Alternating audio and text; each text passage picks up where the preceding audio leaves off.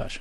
Thanks, General Ryder. So you mentioned that discussions are underway about the maritime corridor, and there have been renewed calls in Congress to send a hospital ship to the area, including by Senator Angus King. So is that something that is being discussed as well, in addition to this maritime corridor? Yeah, thanks, Natasha.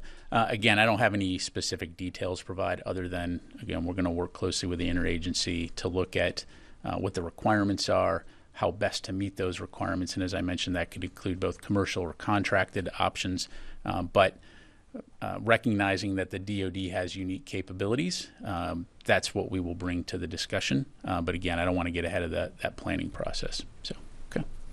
Yeah. Yeah, thanks. So given that there are aid trucks at the border waiting to go in that are being held up, this seems like it's putting the U.S. in a position to have to airdrop aid, which is known to be more dangerous and expensive. Is the Pentagon frustrated that it's being put in this position due to how Israel is conducting its operations? The Pentagon doesn't get frustrated. We just get busy.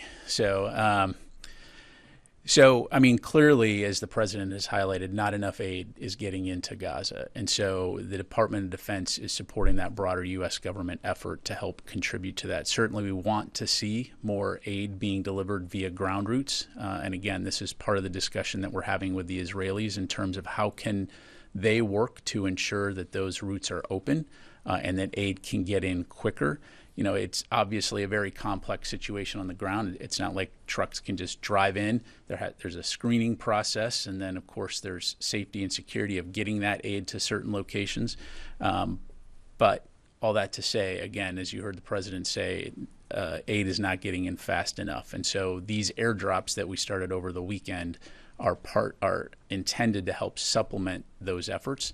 But we won't stop there. Again, USAID and others will continue to look at ways that we can expedite aid getting into Gaza, also in coordination with other countries from around the world. Thank you. Let me go back to the phone here. Let's go to Phil